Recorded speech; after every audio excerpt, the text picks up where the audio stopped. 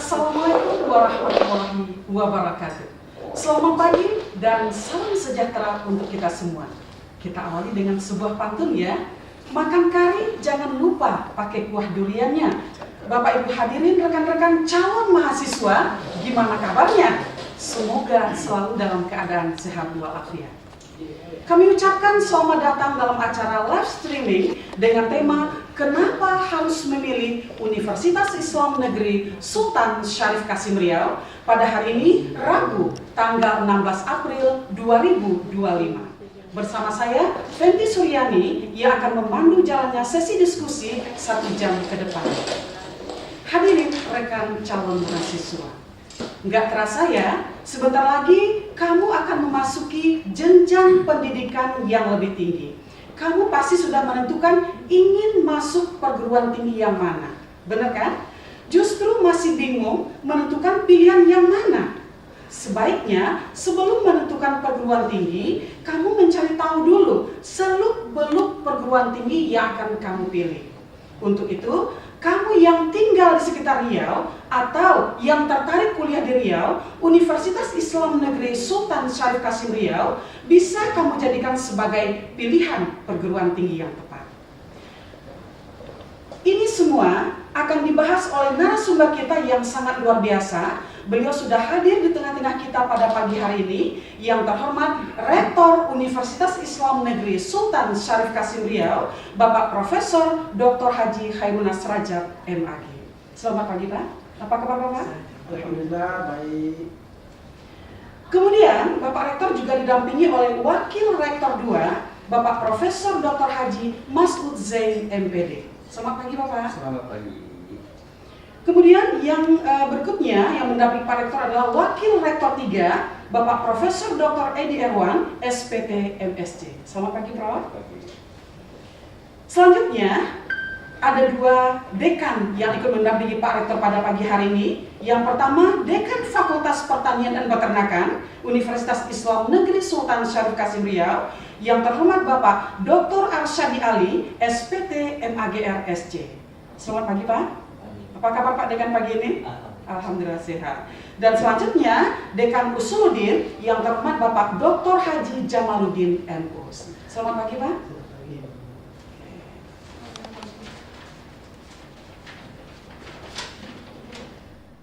Dan kita ingatkan juga kepada adik-adik semua untuk memanfaatkan kesempatan ini sebaik mungkin, karena nanti akan ada sesi tanya jawab langsung dengan Pak Rektor. Oke. Ada 3 alasan penting sebenarnya yang membuat UINSUS Riau jadi kampus idaman di Provinsi Riau. Yang pertama adalah fasilitas lengkap yang bikin betah belajar. Fasilitas menjadi hal penting yang harus kita pertimbangkan sebelum memilih universitas. Tanpa sarana yang lengkap, pasti kita tidak akan merasa nyaman belajar di kampus tersebut. Tapi kalau adik-adik kuliah di UINSUS Riau, adik-adik tidak perlu mencemaskan soal fasilitas. Kampus ini memiliki sarana dan prasarana yang sangat lengkap untuk mendukung studi dan kegiatan non-akademik adik-adik semua. Keunggulan UIN yang kedua adalah banyak pilihan unit kegiatan. Menjadi mahasiswa tentunya harus aktif dan melatih soft skill yang dimiliki. Hal ini akan berguna untuk melatih kecakapan kita di dunia kerja nantinya. Nah, kalau adik-adik kuliah di UINSUS Riau, ada banyak sekali kegiatan yang bisa adik-adik geluti. Misalnya, di bidang jurnalistik, ada lembaga pers mahasiswa, LPM Gagasan. Di Gagasan, adik-adik akan belajar menjadi jurnalis. Untuk kamu yang cinta lingkungan, adik-adik akan bisa bergabung dengan mahasiswa pencinta alam atau Mapala Suska. Kemudian, adik-adik yang ingin berpengalaman menjadi guru atau peduli pendidikan anak daerah bisa bergabung dengan UINSUS Mengajar. Kemudian keunggulan yang ketiga adalah belajar ilmu agama bisa lebih mendalam. Salah satu keunggulan UINSUS Riau adalah pelajaran keagamaannya. Biasanya di perguruan tinggi lain, mata kuliah agama Islam hanya diberikan pada semester awal. Tapi di sini adik-adik bisa belajar agama Islam lebih mendalam seperti yang tertera pada poin pertama tujuan UIN Suskarya. Jadi, selain mempelajari mata kuliah terkait jurusan yang dipilih, kamu juga akan mendalami mata kuliah keislaman. Dengan begitu, setelah lulus dari kampus ini, adik-adik bukan cuma memiliki bekal pengetahuan umum dan khusus, tapi juga bekal ilmu agama yang menjadikan kita pribadi lebih baik dan semakin dekat dengan Tuhan Yang Maha Esa. Nah, itu kira-kira adik-adik ya, 3 alasan kenapa harus kuliah di UIN Suskarya. Dari poin-poin tersebut, aku udah kebayang bagaimana asyiknya kuliah di UIN Suskarya. Sebenarnya masih banyak lagi hal menarik dan bermanfaat yang bisa kamu peroleh dari sini. Semoga akan kamu rasakan nanti setelah bergabung menjadi bagian dari UIN Suskarya. Baik, pada pagi hari ini kita sudah memiliki narasumber yang sangat luar biasa. Bapak Rektor akan menjelaskan apa saja sih keunggulan-keunggulan dari UIN Suskarya ini dari berbagai bidang atau aspek, dan kenapa adik-adik harus memilih UIN Suskarya sebagai perguruan tinggi favoritnya. Nah, kira-kira Prof, apa keunggulan utama UIN Suskarya yang membedakannya dari perguruan tinggi lain baik negeri maupun swasta, Prof? Terutama di Riau dan nasional. Baik, terima kasih Mbak Enti Sudani. Saya ingin menyapa dulu semua calon mahasiswa baru dimanapun berada, tidak terkecuali di luar negeri. Karena kampus ini harus memiliki terobosan bagaimana gagasan bisa menjadi bagian dari UIN Suskarya. Sebenarnya mahasiswa asing akan mendapatkan tempat di sini untuk diberikan pencerahan, pengetahuan, dan ahli di bidangnya masing-masing ketika melanjutkan studi di perguruan tinggi Islam yang pertama kita ini. Selamat pagi kepada semua. Saya ingin menyampaikan bahwa kehadiran Universitas Islam Negeri Sultan Syarif Qasim Riau merupakan satu hal penting dalam rangka mencerdaskan kehidupan bangsa seperti yang diamanatkan oleh undang-undang, dan kita terlahir dari IAIN pada tahun 1970 maksud saya, lalu kemudian bertransformasi menjadi Universitas Islam Negeri Sultan Syarif Qasim Riau pada tahun 2005 yang lalu.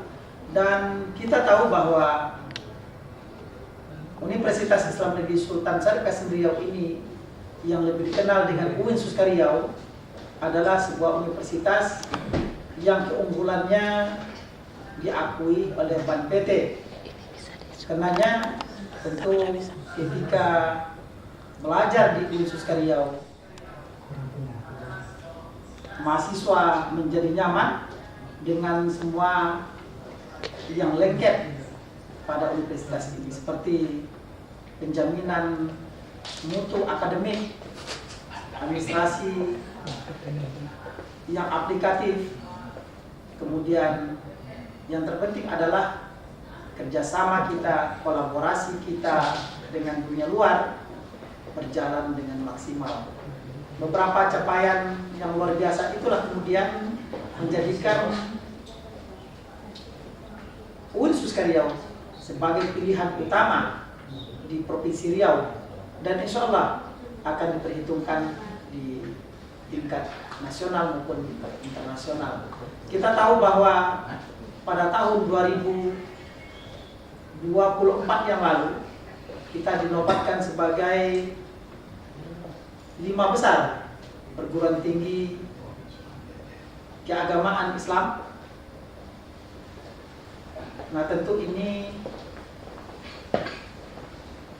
ada indikator-indikator yang dibangun sehingga kita dipercaya menempati ruang publik pada posisi 5 besar itu. Dan kita tahu bahwa apa yang menjadi landasan kita adalah bagaimana kemudian integrasi ilmu pengetahuan, karena kita tahu bahwa di era global yang semakin deras persaingan, kita tahu bahwa integrasi adalah peluang. Dan sebagai kampus Islami Madani, kita telah menuangkan dalam visi misi sebagai visi integratif, di mana keilmuan, sains, seni, dan budaya terhubung secara baik dengan keislaman.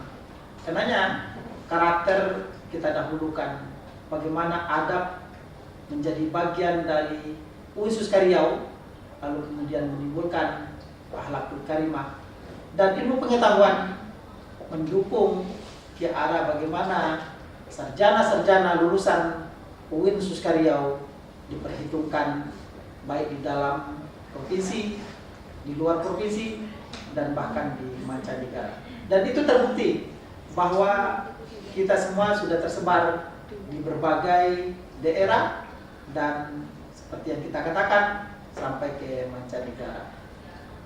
Itu sementara Mbak Yanti. Terima kasih Prof.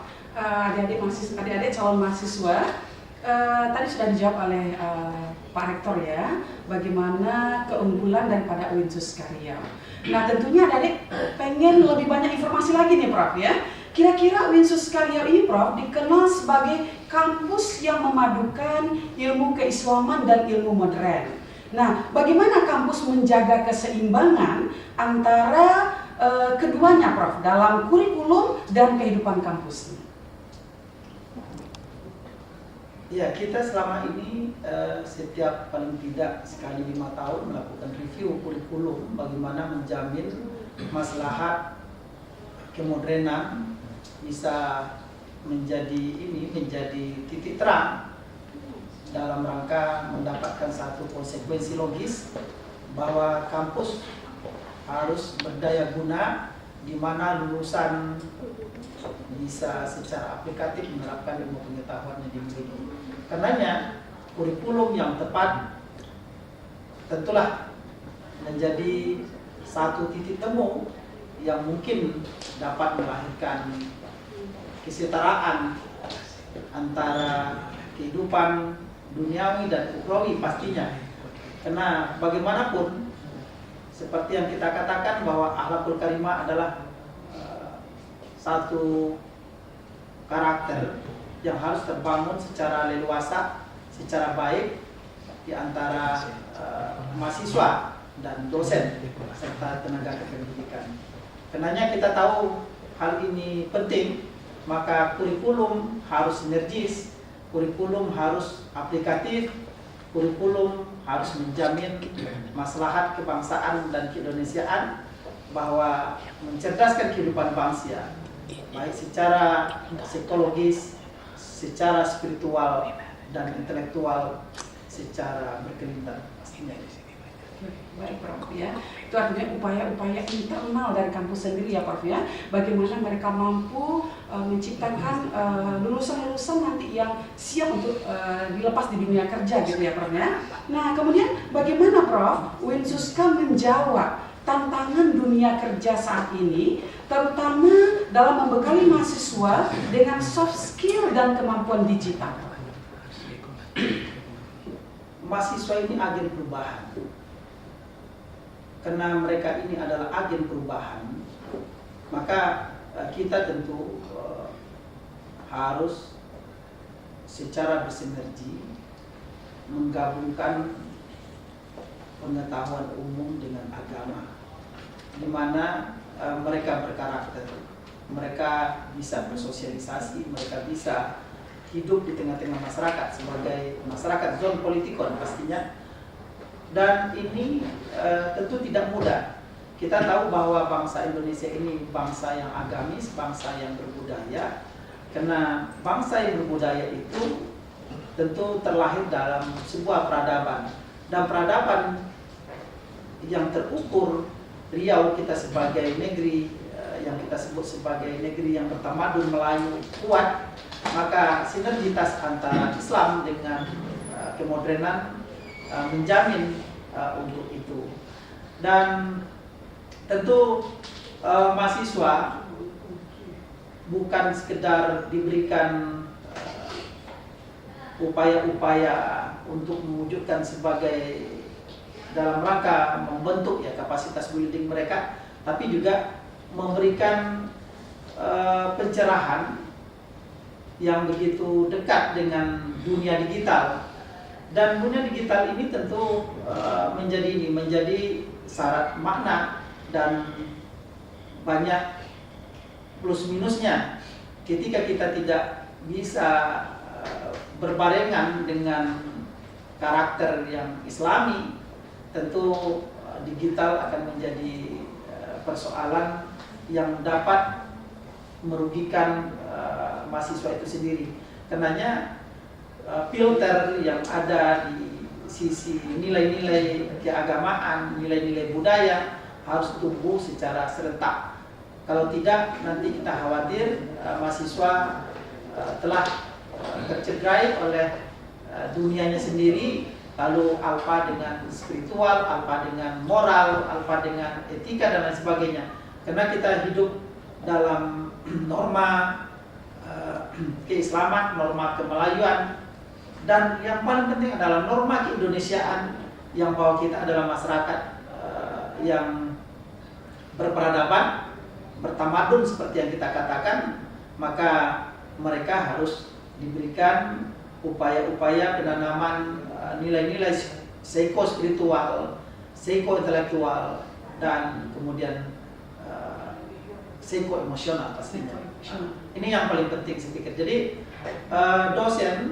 dosen tidak berperan hanya memberikan atau transfer ilmu pengetahuan, tapi lebih daripada itu adalah menanamkan sikap teladan kepada mahasiswa, sehingga mahasiswa meyakini bahwa mereka memiliki seorang dosen, seorang guru besar yang berkarakter tinggi, berakhlakul karimah, dan memiliki ilmu pengetahuan yang luas di bidangnya. Inilah yang kita terus bangun sejak beberapa tahun terakhir ini, agar kampus ini memang menjadi kampus pilihan tentunya ya, Mbak Penti.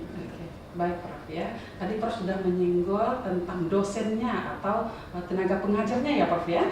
Nah kira-kira bisa nggak Prof menjelaskan beberapa program unggulan atau inovatif yang sedang atau akan dijalankan untuk meningkatkan mutu pendidikan di kampus ini Prof?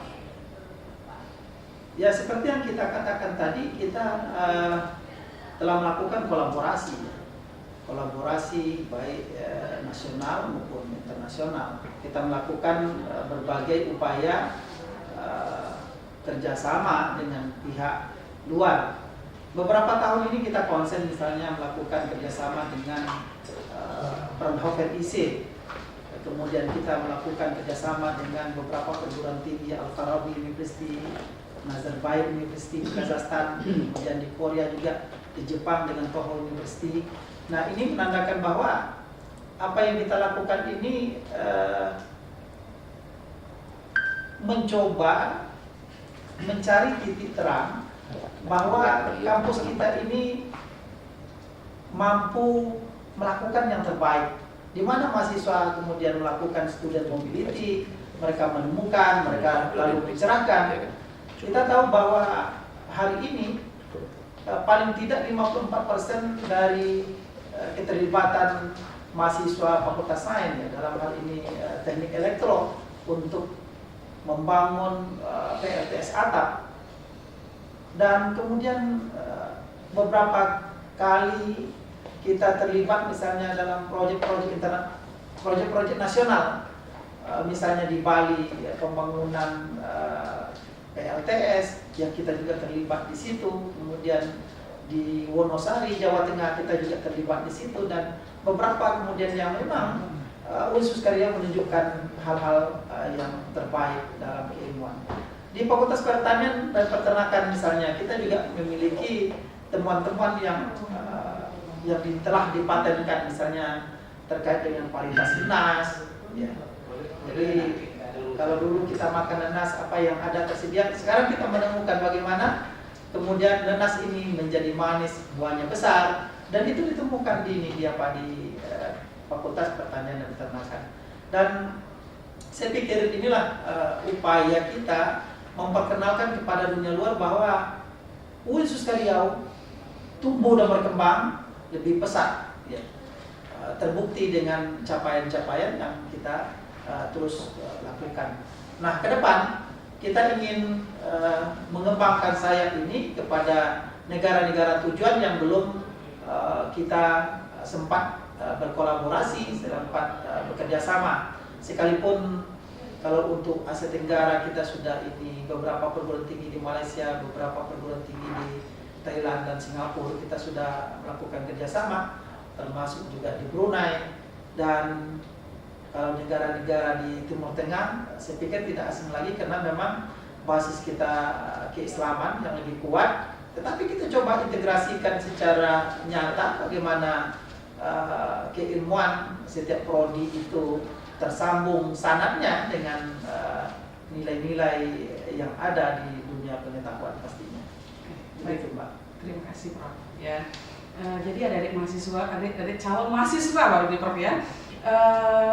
Seperti itu tadi yang dijelaskan oleh Pak Rektor kita, bahwa UIN Suskariau ini memang memiliki keunggulan yang sangat luar biasa. Oleh karenanya saya rasa UIN Suskariau betul-betul menjadi kampus yang worth it untuk dipilih sebagai perguruan tinggi di Provinsi Riau ini. Nah, sekarang saya pengen mendengar nih suara dari Bapak Wakil Rektor 2, Bapak Profesor Dr. Haji Maksud Zain, MPD, Pak. Nah, kira-kira menurut Bapak nih, ya seperti yang disampaikan oleh Pak Rektor tadi, bahwa dari sisi dosennya, dari sisi kurikulumnya itu sudah dibahas tadi, Pak. Nah, kira-kira banyak mahasiswa kita nih, Pak, atau calon mahasiswa mempertimbangkan faktor lingkungan dan suasana kampus. Nah, menurut Bapak, seperti apa sih karakter khas kehidupan kampus di UIN Suskariau ini? Terima kasih, Andi. Assalamualaikum warahmatullahi wabarakatuh. Assalamualaikum. Selamat pagi buat kita semua. Yang terhormat Rektor beserta jajaran dan yang kami cintai adalah calon mahasiswa Universitas Islam Negeri Sultan Syarif Qasim Riau. Sebagaimana dipertanyakan tadi oleh Prof. Tenti berkaitan dengan fasilitas yang ada di Universitas Islam Negeri Sultan Syarif Qasim Riau, yang insyaallah akan digunakan oleh calon mahasiswa ini setelah menjadi mahasiswa di UIN Suska semaksimal mungkin. Kalau kita perhatikan kampus UIN Sultan Syarif Qasim Riau ini berada di posisi yang strategis. Dan kalau nanti calon mahasiswa berkunjung kemari, pasti akan nyaman melihat bagaimana tumbuh-tumbuhan dengan berbagai macam yang menjadi hawa penyejuk, sehingga lingkungan yang nyaman, dan ini oksigen yang masih banyak di sekitar kampus ini. Nah, kita juga mempersiapkan di kampus UIN ini. Di depan kita tata dengan membuat danau yang begitu lumayan panjang dari akses masuk gerbang Jalan Subrantas. Ini adalah jalur utama dari Provinsi Riau ke Sumatera Barat. Jadi kalau melewati masuk di situ, kemudian kita tambah dengan fasilitas ada air mancur. Ini air mancur membuat yang panas di tempat lain di sini akan menjadi dingin dan nyaman. Kemudian juga dari tata letak gedung-gedung yang ada di UIN Suskariau ini, segera sajalah calon-calon mahasiswa datang kemari akan melihat bagaimana bentuk bangunan ini yang dihiasi dengan kubah. Ini menjadi ciri khas, penciri dari kampus UIN Sultan Syarif Qasim Riau. Karena kita ini dulu juga dibantu oleh Islamic Development Bank (IDB). Nah, tentu ini menunjukkan ciri khas adalah keterpaduan yang kata rektor tadi lah, integrasi antara keislaman dan sains. Samping itu juga kita di kampus menyediakan bagi mahasiswa yang kesulitan untuk tempat tinggal, kita punya ma'had, asrama mahasiswa yang difasilitasi lengkap, wifi yang lengkap, listrik, air dan segala macamnya, tempat parkir yang luas. Jadi tidak usah ragu-ragu, kita insyaallah akan nyaman. Dan itu juga dibantu, dipandu, dibimbing oleh para dosen-dosen yang memang di bidang keahliannya. lengkap di bidang agama, bidang umum. Ini juga akan menambah wawasan. Sebagaimana tadi dikatakan oleh rektor, di kampus UIN ini kita memadukan kompetensi keislaman dengan kompetensi sains gitu. Jadi bukan hanya sekedar kelas, tapi juga bisa dimahami. Untuk akses supaya tidak kesulitan dalam beradministrasi keuangan, kita sudah dilengkapi. Di kampus UIN Suska ini sudah memiliki 2 bank. Satu setingkat kantor cabang pembantu. Ada di sini Bank Syariah Indonesia yang letaknya di depan pusat kegiatan mahasiswa, di akses pertengahan yang mudah sekali. Kemudian ada lagi Bank Tabungan Negara Syariah yang juga berada di kampus UIN Suska. Jadi sangat mudah untuk pelayanan keuangannya. Dan administrasi di kampus ini sudah kita sediakan semua fasilitas WiFi. Jadi kalau sudah di mana-mana di nama hari kampus itu sudah bisa dipakai, ini tidak usah risau. Nah, insya Allah, jadi di kampus UIN Sultan Syarif Qasim Riau ini, walaupun situasi panas di luar, di sini juga tetap dingin karena berpadunya antara tanaman-tanaman dengan sinar matahari yang menyala dari masjid hingga ke maghrib. Saya kira itu Mbak Penti. Terima kasih. Assalamualaikum warahmatullahi wabarakatuh. Baik, selanjutnya adik-adik calon mahasiswa, kita berdiskusi lagi dengan Bapak Wakil Rektor 3 ya Pak ya, Bapak Profesor Dr. Edi Irwan SPT MSc. Nah, kira-kira menurut Prof, apa saja faktor lingkungan dan suasana kampus yang menjadikan karakter dari UIN Suska Riau ini? Baik, terima kasih Mbak Penti. Yang terhormat Pak Rektor dan Bapak Ibu pimpinan semua, dan yang berbahagia adik-adik calon mahasiswa UIN Suska Riau yang alhamdulillah sedang bersama kita semua. Menyambung yang disampaikan oleh Pak Rektor dan Pak Wakil Rektor tadi, faktor lingkungan yang di UIN Suska Riau ini memang sangat mendukung ya untuk bagaimana menimba ilmu di perguruan tinggi yang ternama. Kalau tadi Pak Rektor dan juga Pak Wakil sudah menyampaikan tentang fasilitas yang secara umum terkait dengan sarana dan capaian-capaiannya. Mungkin terkait dengan hal lainnya yang sangat mendukung ya adik-adik semuanya. Ketika nanti adik-adik sudah berkuliah di UIN Suska, itu betul-betul akan mendapatkan atmosfer sebagai seorang layaknya mahasiswa sebagaimana di perguruan tinggi besar lainnya ya. Di sini akan tersedia unit kegiatan mahasiswa, unit kegiatan khusus yang dapat menjadikan wahana bagi adik-adik untuk mengembangkan minat bakatnya. Nah, dari senior-senior Anda atau kakak kelas Anda yang saat ini sedang menimba studi di UIN Suska, mereka sudah banyak sekali mencapai prestasi-prestasi baik di tingkat nasional maupun internasional, yang tentunya ini menjadi impian bagi adik-adik dan kita semua. Nah, dari capaian-capaian itu nanti tentunya adik-adik bisa menimba ilmu dari mereka untuk ketika nanti ini sesuai dengan minat bakat adik-adik bisa untuk melanjutkan untuk itu. Kemudian dari sisi lainnya di UIN Suska Riau ini kita banyak sekali beasiswa-beasiswa yang tersedia. Ya. Ini beasiswanya bisa dari KIP, dari Pemprov Riau, dari BSI, dari PLN, dari PTN 5 ya dan lain sebagainya. Kurang lebih ada 4.000 mahasiswa lebih ya yang sudah menerima beasiswa di UIN Suska Riau. Termasuk dari Pemda-Pemda yang juga menyalurkan beasiswanya, sehingga nanti adik-adik yang kira-kira kurang beruntung ya dalam hal ekonominya, mungkin dari keluarga yang kurang mampu misalnya, jangan khawatir, insya Allah dengan ikhtiar tentunya nanti diupayakan beasiswa tersebut. Dan yang juga penting adalah bagi mahasiswa yang berprestasi, artinya dari golongan keluarga yang mampu, mapan, tapi dia berprestasi tetap bisa mendapatkan pulang mendapatkan beasiswa yang itu ada dari BI, ada dari Pemprov, ada dari yang lainnya juga ya. Sehingga ini akan menjadikan semangat atau spirit bagi adik-adik nantinya ya untuk kuliah di UIN Suska Riau. Dan yang menarik lagi ya, tadi juga Pak Rektor sudah menyampaikan ya bahwa kita sudah melakukan, sudah mengimplementasikan banyak sekali kerjasama baik di tingkat nasional maupun internasional. Ya, kalau di nasional kita dengan kerjasama dengan BUMN, dengan perusahaan-perusahaan, dengan instansi pemerintah, yang semuanya itu akan menjadi tempat untuk Pak PKL, magang, bahkan nanti tentunya bagi tempat adik-adik melamar pekerjaan ya untuk melanjutkan karirnya. Dan lebih dari itu tentunya karena dosen-dosen di UIN Suska Riau juga banyak yang dari luar negeri, baik dari Europe, Eropa, Australia, Asia, dan di negara-negara Arab ya.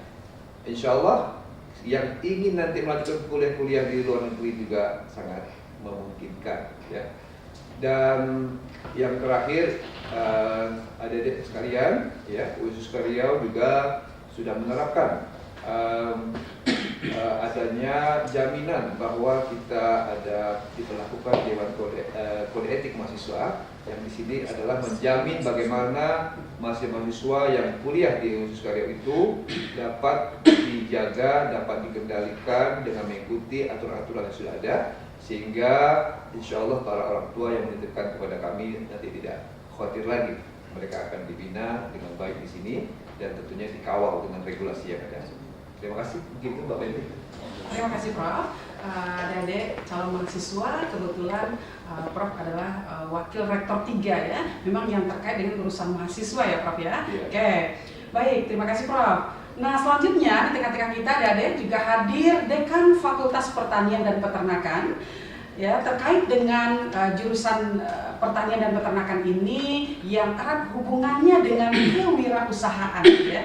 Jadi menurut Bapak, bagaimana dukungan kampus terhadap mahasiswa dalam pengembangan diri di luar kelas seperti organisasi, kompetisi, atau wirausaha? Terima kasih Bu Nanti, Hormat Pak Rektor,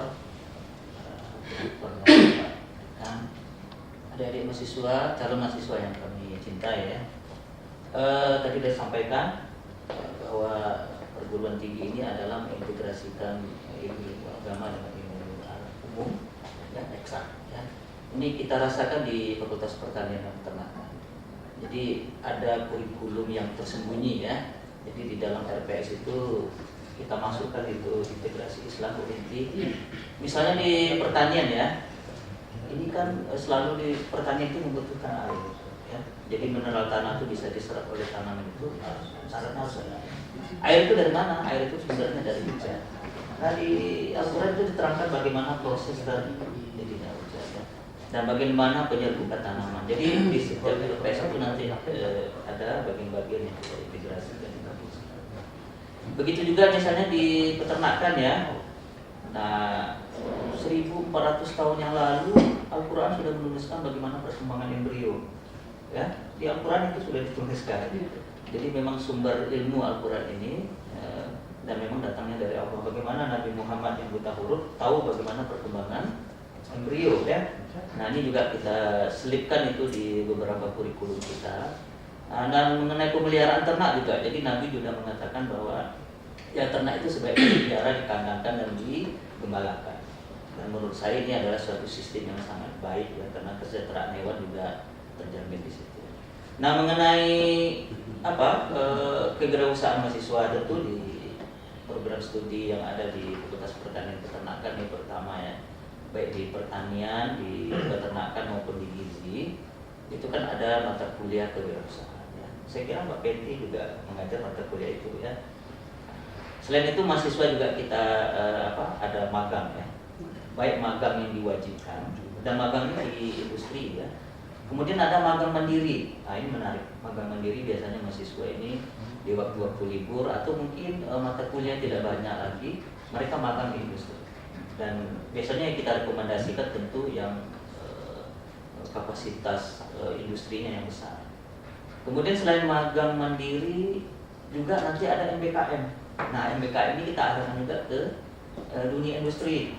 Kalau di agrotek ya, pertanian itu biasanya kita ke arah abadi. Dan selain MBKM, biasanya anak kita yang baik nanti diterima lagi untuk penelitian di sana. Sudah penelitian baik lagi langsung direkrut ya penelitian. Nah, kalau di peternakan itu biasanya ditaruh kopan. Ya.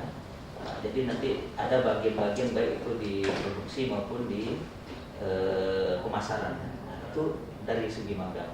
Kemudian dari segi organisasi mahasiswa, nah ini kita banyak sekali ya organisasi di luar seperti DEMA, SEMA dan HMJ.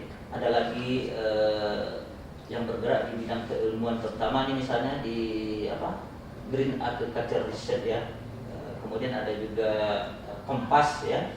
Tapi semua itu mengarah ke wirausahaan. Kemudian mata kuliah tertentu juga nanti praktikumnya itu bagaimana memasarkan suatu produk. Saya kira ini luar biasa dan di buktinya ada di itu. Jadi keuntungan dari penjualan mahasiswa itu biasanya ada gazebo yang kita bangun, itu dari keuntungan itu. Kemudian ada beberapa perbaikan taman ya. Jadi saya kira di mata kuliah Mbak Penti itu ya.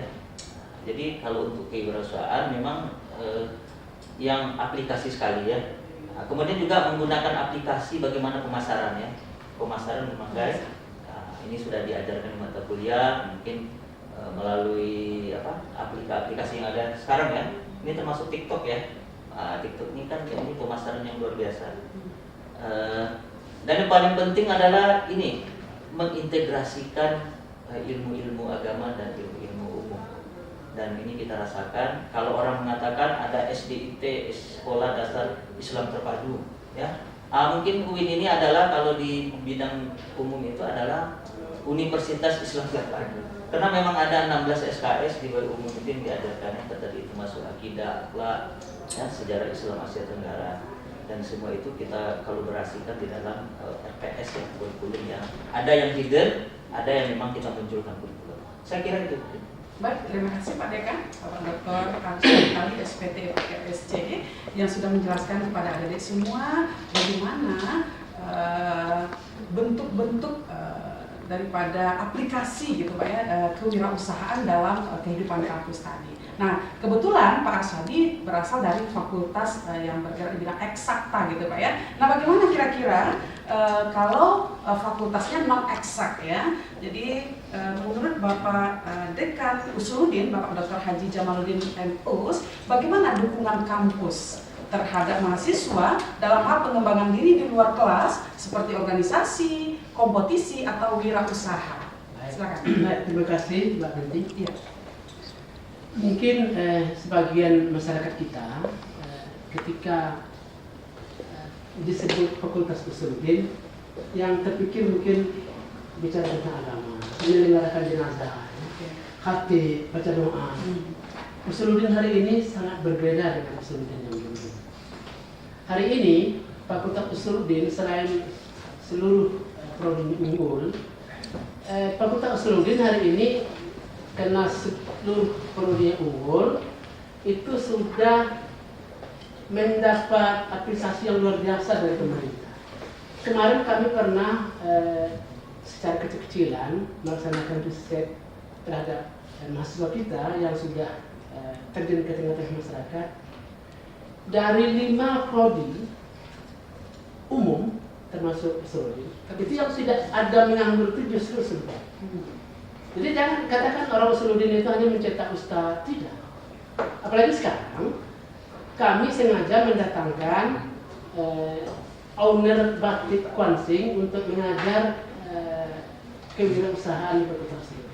Jadi dari 4 prodi Usuluddin itu kami wajibkan mengambil mata kuliah kewirausahaan.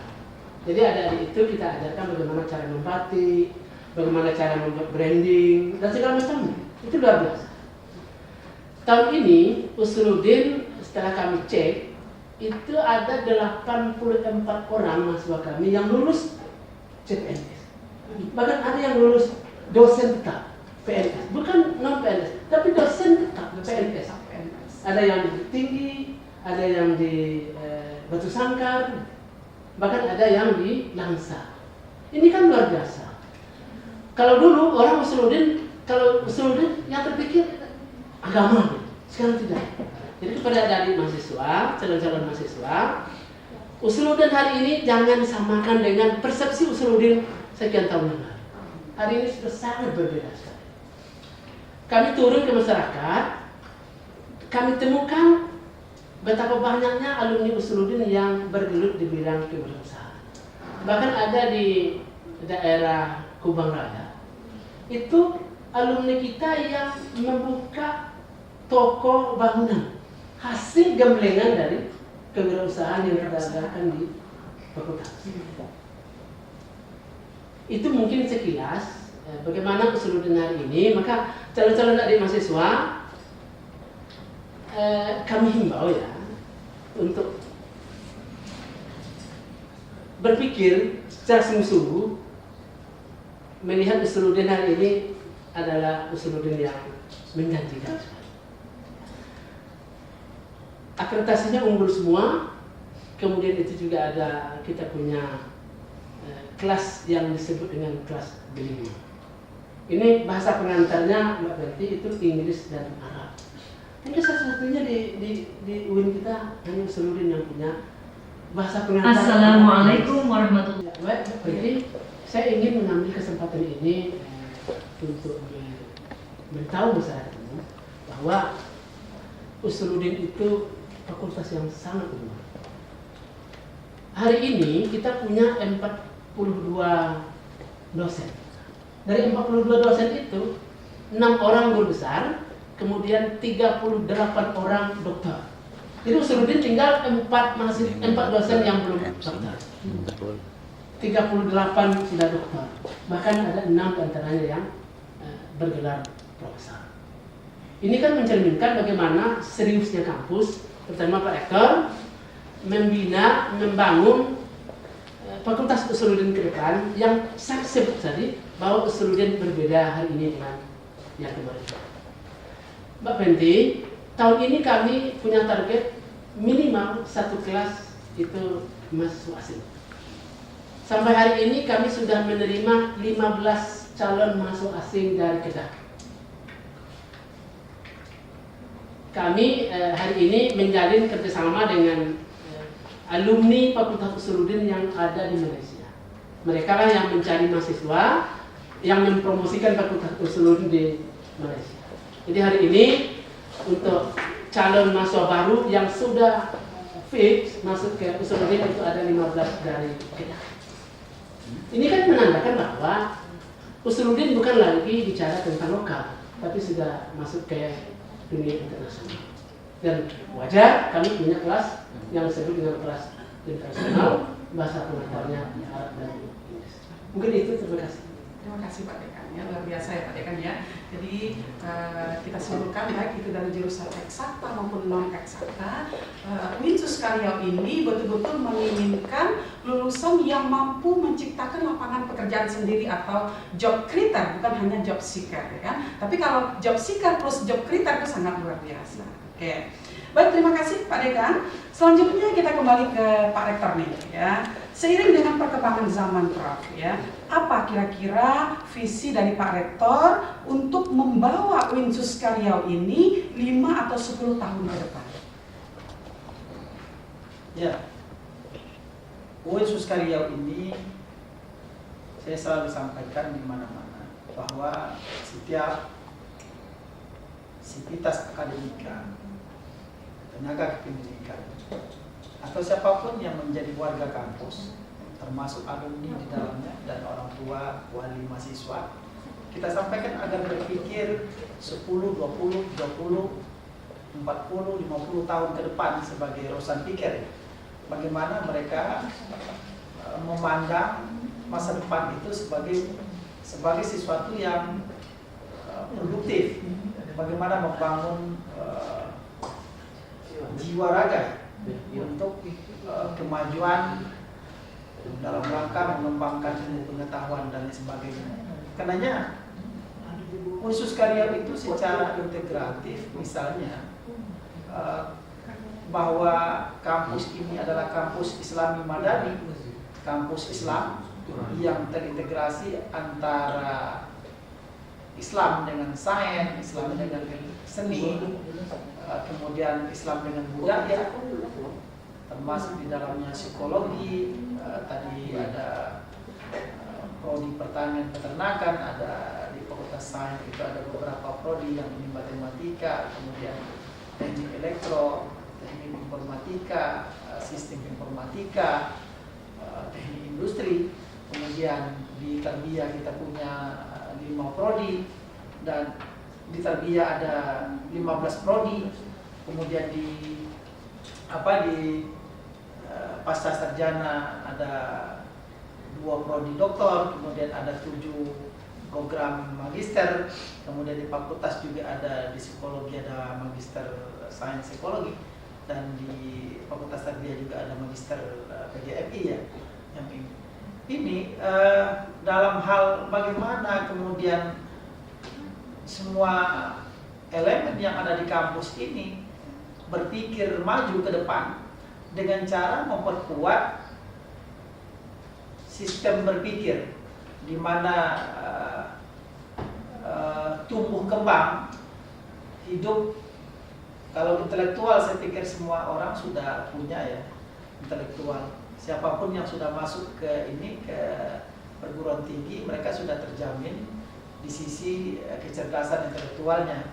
Yang belum atau yang perlu kita bangun di sini adalah bagaimana psikoemosionalnya hidup, kemudian psikospiritualnya tumbuh dan berkembang, begitu kan? Nah, inilah yang kemudian menjadikan setiap lulusan, setiap sivitas akademika mampu bersaing di dunia global. Nah, dalam hal penetapan pengajaran kurikulum seperti yang kita katakan, kita tidak hanya sekedar transferring ilmu, tapi juga memberikan penguatan-penguatan bahwa di sana ada keteladanan, di sana ada rekonstruksi kepribadian yang kuat terhadap semua elemen yang ada di kampus.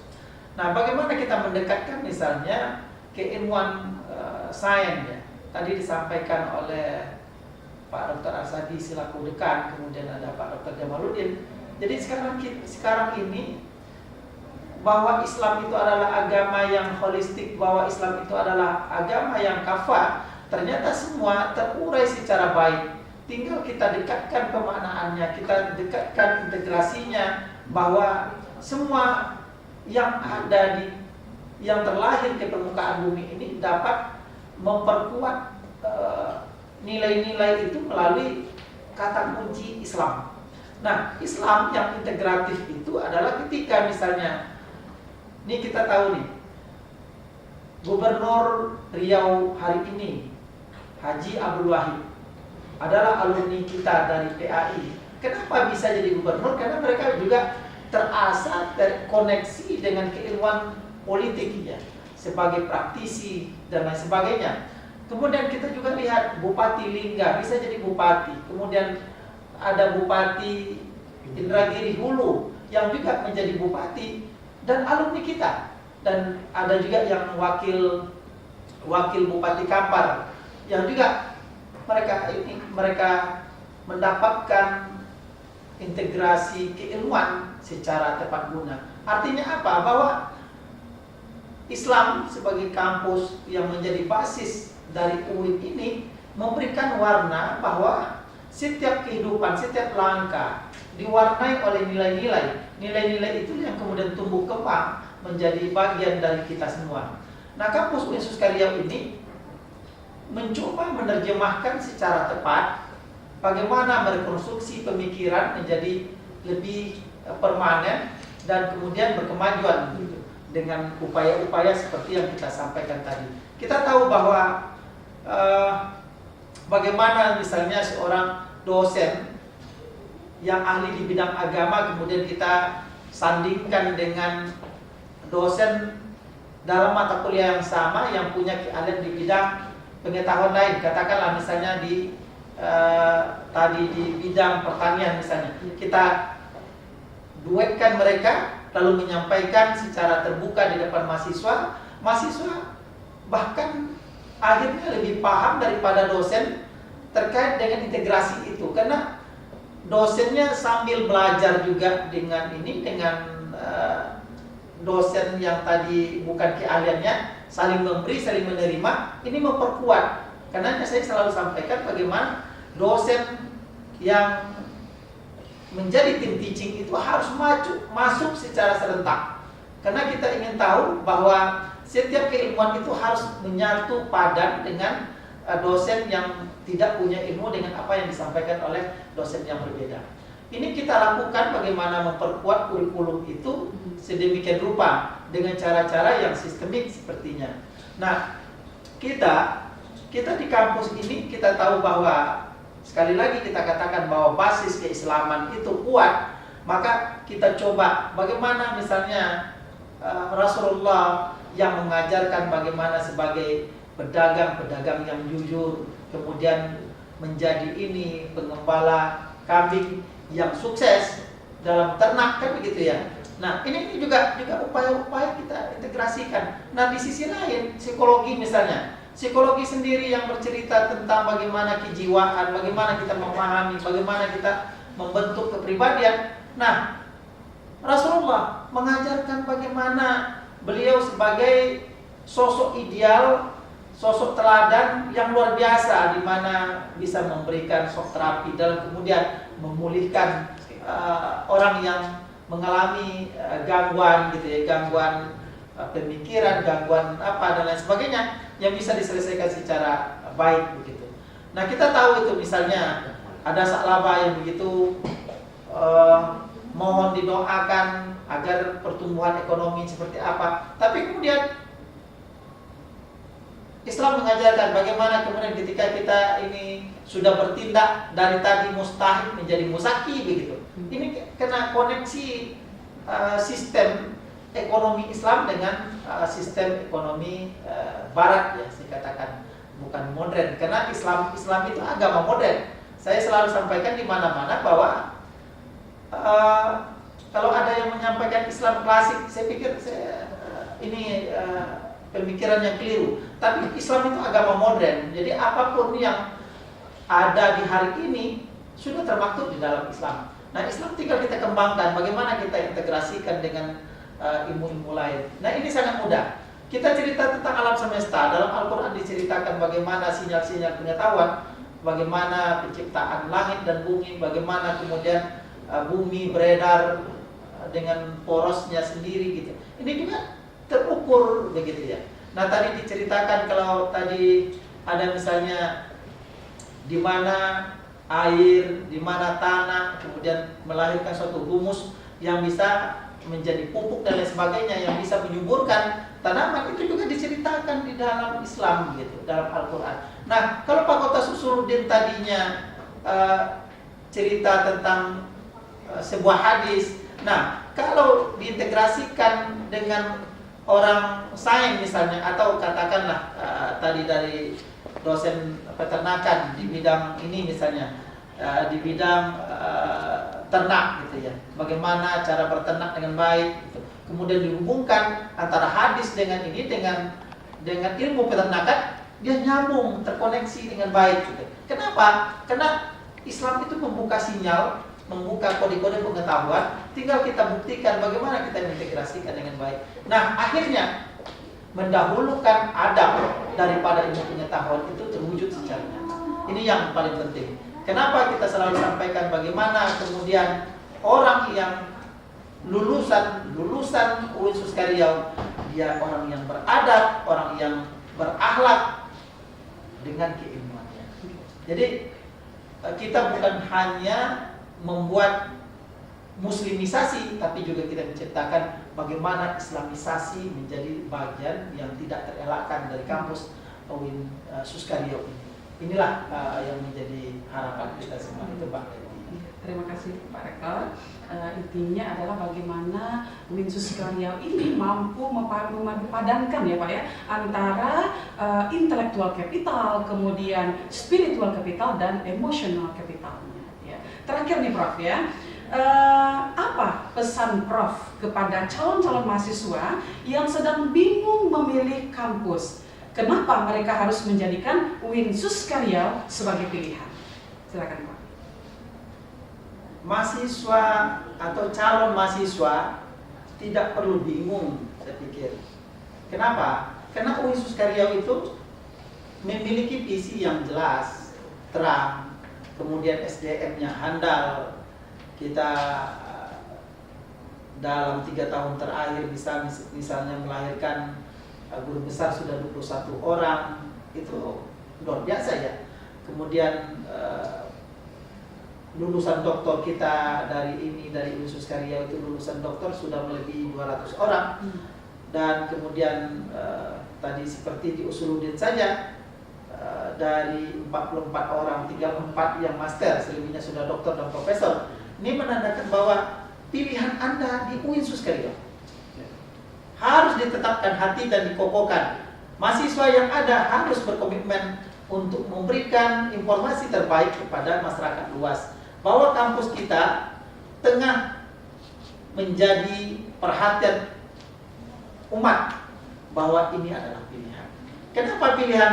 Karena kita memberikan ruang yang luar biasa. Tadi disampaikan oleh Pak Waret 3 terkait dengan beasiswa misalnya. Kita punya BIB, kita punya KIP, kita punya LPDP, kita punya Pemprov Riau, kita punya kabupaten kota yang memberikan beasiswa. Kita juga punya BTN Syariah, kita punya BSI, kita punya BI. Bahkan Riau juga memberikan, Polda Riau juga memberikan, atau kepolisian juga memberikan beasiswa terhadap UIN Suskaryau. Ini menandakan bahwa memang komitmen kita gitu. Di mana misalnya ada ini waktu nyantri mereka punya hafalan Quran yang baik, ini kita berikan beasiswa begitu. Yang tadi kurang mampu kita berikan beasiswa. Yang tadinya berprestasi tapi relatif punya kemampuan ekonomi yang kuat dari orang tuanya, kita juga akan berikan ini apresiasi bahwa mereka ini layak diberikan beasiswa. Jadi model pemberian beasiswa itu menjadi upaya kita untuk transparan. Penetapan UKT juga begitu. Bahkan penetapan UKT, saya sampaikan terus, kalau ada UKT yang miss ya, artinya ada kesalahan, kita akan tinjau ulang, kita lakukan banding. Setiap tahun kita lakukan ini upaya banding UKT biar mahasiswa memang betul-betul merasakan transparansi itu berjalan. Bagaimana keadilan, bagaimana setiap elemen kampus merasakan bahwa kampus ini bagian dari mereka. Dan mereka ingin ini menjadi orang, kita ingin menjadikan mereka ini bagian dari proses yang tercipta sesungguhnya menjadi insan-insan akademis yang bermoral tinggi begitu ya, dan punya pengetahuan, di mana mereka ini nanti lulus menjadi tenaga kerja yang luar biasa. Karena kita tengah merumuskan, hari ini berulang kali saya sampaikan, ke depan kita akan buat model terbaru bagaimana kurikulum pembelajaran itu kita atur sedemikian rupa sehingga nanti belajar teori itu hanya 40%, selebihnya praktek di lapangan. Karena misi MDKM juga seperti itu. Jadi saya pikir kita mencoba terus melakukan inovasi, melakukan upaya strategis bagaimana membangun kurikulum sehingga setiap mahasiswa yang sudah selesai di sini mereka sudah punya kemampuan, punya kompetensi untuk bisa bekerja dan diterima oleh masyarakat. Ini kan membuat senang orang tua itu bagian dari bakti kan begitu ya. Jadi tentukan pilihan Anda bahwa UIN Suskaryau mampu mendidik. Percayakanlah kepada kami untuk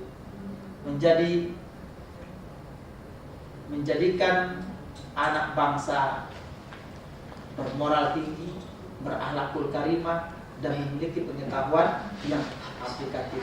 Karena kita tahu bahwa memang sekarang ini kita misalnya untuk keuangan kita gunakan aplikasi, untuk akademik kita lakukan aplikasi dan lain sebagainya, kita semua melalui aplikasi. Jadi lebih mudah menjangkau. Bahkan pembelajaran-pembelajaran kita akan gunakan e-learning kampus yang punya. Biasa kita gunakan Zoom, Google Meet. Nanti ke depan kita gunakan sistem e-learning yang kita miliki sendiri. Jadi itu ya. Kemudian tadi Pak Warek II juga menyampaikan bagaimana situasional kampus, bagaimana ketika masuk saja ke kampus kita sudah ini sisi kiri, sisi kanan, sisi tengah, kita berjalan, kita begitu asri, begitu nyaman gitu kan. Nah tinggal hal yang patut kita ini bagaimana kita sama-sama memperkuat komitmen untuk membangun kampus yang lebih indah, yang lebih permanen, di mana nanti setiap sudut ada gazebo di mana mereka bisa belajar dengan baik, sambil santai, sambil relax, tapi menikmati pembelajaran yang luar biasa. Demikian mungkin Mbak Temi. Terima kasih Pak.